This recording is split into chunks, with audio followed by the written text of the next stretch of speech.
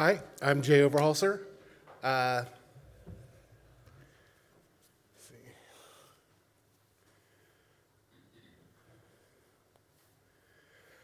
And I'm going to be speaking more about our XMAP work that we did with this project. As Lyndon spoke, we start out using an ELISA assay, and in the data he showed you what would be kind of the equivalent of the reverse, where he had the PDL1 in the liquid phase and PD1 on the plates. And he had found out that the reverse did not work as well, putting the PDL1 on the plates. So first thing we did was we made beads. So the first couple times we did this, we used the XMAP antibody coupling kit. And this is just a quick look at the workflow on that. So it comes as a very nice kit from Luminex. And you're able to take beads, and these are Magplex beads. They have different code numbers on them, of course, that correlate with the machines. And then you basically isolate the beads with a magnet so you can do washes. Very nice. We activate the beads using sulfo NSS and EDC and add that to the solution of the tube. The tubes are reacted for 20 minutes in the dark on a rotator. Again, we isolate and wash them. You can add your dissolved protein, in this case, either the PD1 or the PDL1, to the beads. Incubate for 2 hours in the dark on the rotator again. And then we isolate the beads with a magnet, wash, resuspend the beads in the wash buffer. There's a small amount of BSA in the wash buffer, so that also will block any reactivity and keep things from continuing to stick to the beads. And then you dilute the beads after counting them, and we diluted them to 2 million beads per mil.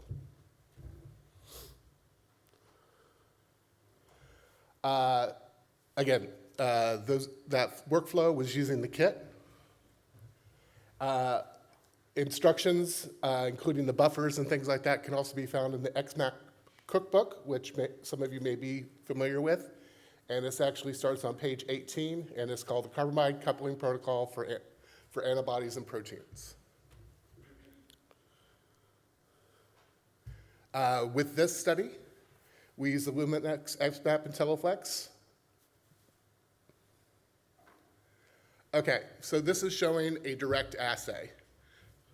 Again, so with this one, this would be taking PDL1 beads, mixing them with our antibodies, either from the rabbits or from mice or from humans in that case.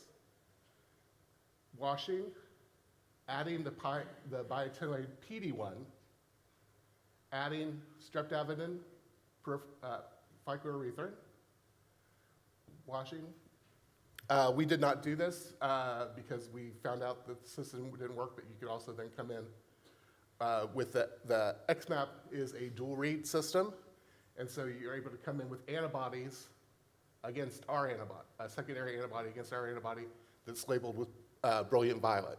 And then that way you can read out the amount of antibody that's bound to the beads, directly or indirectly. And then the sample was ready to read on the machine. When we first did this, so this is our negative control. So this was using pertuzumab, which doesn't see the PD1, of course, or PDL1, of course. So we saw consistent high counts here. When we used a recombinant antibody to the PDL1, we saw similar counts. And then when we tried our peptides, again, we saw similar counts. Very small amounts of inhibition.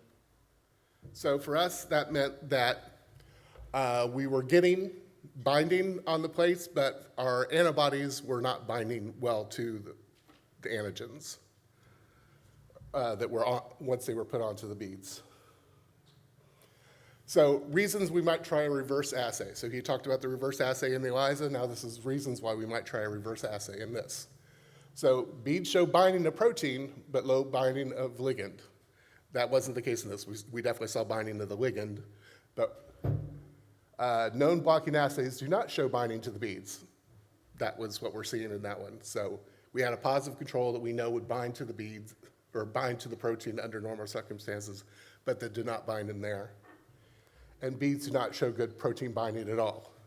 And that can be because of the chemistry. I mean, any of you who have done any type of protein chemistry, especially binding things to columns and things like that, know that sometimes your chemistry doesn't work well with your protein.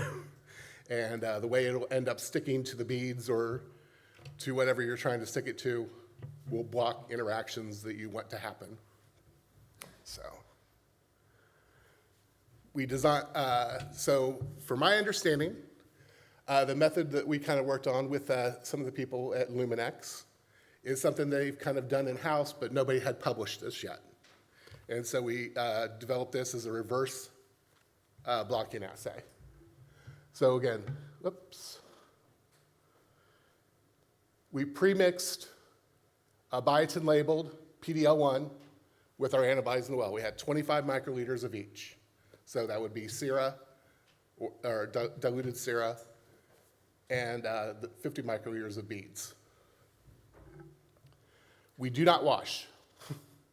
Very important. Because now we're going to add the beads. And the beads are added in. They were given an hour to incubate with the antibody-bound recombinant protein. Then we add the SAP in again. And now we can come in again with the brilliant violet labeled antibodies against our antibodies, wash and resuspend, and then the samples are ready to read. This was just showing, again, the reverse PDL1 blocking assay that Linlin did, where we see rabbit IgG itself, very high counts, no blocking. The atezolizumab, low counts, which we did not see in that primary assay. So after a couple tries, we got everything working well. This readout is a percentage of inhibition of the biotin binding beads to the recombinant PD1 coated beads.